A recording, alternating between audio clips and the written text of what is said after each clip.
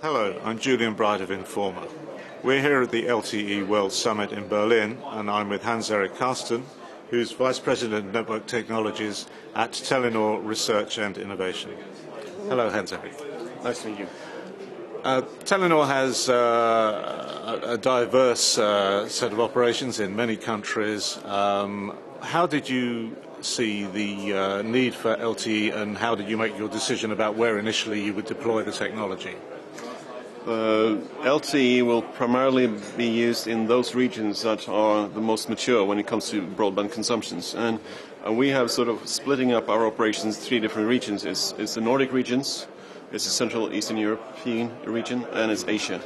And we foresee that we will deploy LTE technology in the Nordic region first.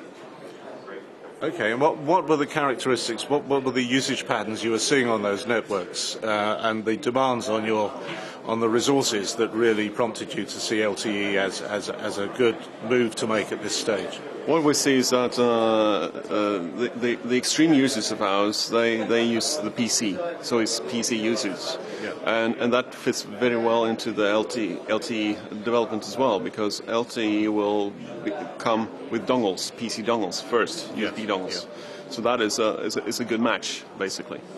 And what we see is that about 2% of our users consume 40% of the bandwidth, and these 2% they are only PC large screen users.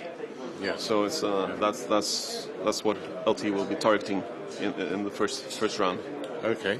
Now, you've been trialling the technology. What sort of results have you had from those trials? Those trials we've had so far is just confirming that the theory is actually possible to implement in practical life. However, it remains to be seen under real-life conditions, because the tests we've done so far are more ideal conditions. Yeah. So it remains to be seen when you adds onto the complexity with several users per cell, and also the sort of when you're moving around within the cell. And it's going to be exciting to see what LTE technology will be able to deliver in such a context. Yes, and in that context, it's important not to establish false expectations. Absolutely. I guess, in terms Absolutely. of So the importance of doing these kind of tests is that you get a much more correct picture of what kind of planning rules you have to take into account when you actually start rolling out the networks. Yeah.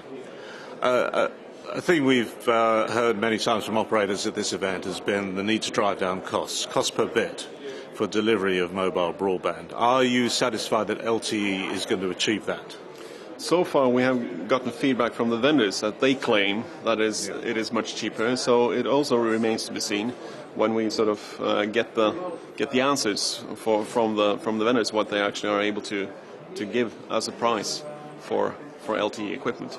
But it remains to be seen. There is a possibility because of the simplified architecture of LTE, which is one of the key differentiators between HSPA and LTE.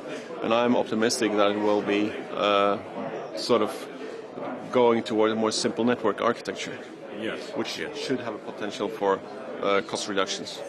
Okay, and how quickly can you implement that new architecture? Is that part of the It's a part of the standard itself, actually. The LTE is a more simple architecture than HSPA. So that is implicit in the standard itself. Yeah. You're going for a shared network approach for your rollout, I think, in Sweden. That's correct. Is that, in general terms, would you see that as a model that other operators might follow? I think that we will see other examples of the same thing out there, and I believe that the reason for this is that we need to optimize the use of the radio resources. That's a key driver, and also the fiber infrastructure has to go farther out to the base stations. Yes. And the fiber has by itself sort of enormous capacities. So it's better to share that enormous capacity with other operators as well, because they have the same challenges when it comes to the cost of the backhaul. Yes. Yeah. Another theme we've heard quite often here has been organising networks, Absolutely. or self-optimizing organising networks. Is that something you're very keen to implement as well? We are very keen to explore the possibilities of self-organizing networks in the way that you could it's much more flexible and dynamic in the way you organize your networks. It's easier to sort of put in an extra base station in the middle of your network without having to replan the whole use of the frequencies. And also another aspect there is to sort of get the coverage and capacity with combination with femtocells. Yeah. And femtocells also require some kind of frequency management. And self-organizing networks, I think that LTE and femtocells will be much more attractive than HSPA and femtocells because of the introduction of self-organizing networks. Yeah, I see. And in terms of the spectrum bands you'll be using, what will those be for LTE? We will be using the 2.6 gigahertz frequency in future in other markets. I mean, any other plans beyond those that you've announced? I'm not sure that you're going to tell me anyway. This is something that is very dynamic and is also is very dependent upon the competitive environment. Yeah. So it's sort of, there are cost issues with introducing new technologies. So it's the key challenge. One of the key challenges for the operators is to optimize the timing. Yes. What kind of generation of equipment you introduce at what time. Yes. And that is, again, very much dependent upon the competitive environment. This is something you stress. So it's really on an operator case-by-case basis that LTE will be rolled out. It might also be different between the countries, actually. So it's not a one-size-fits-all for the different operations that we are in the different countries that we are located in either. Yes. So one thing could be okay in Hungary, another thing would be sort of the way to deploy these things in Sweden.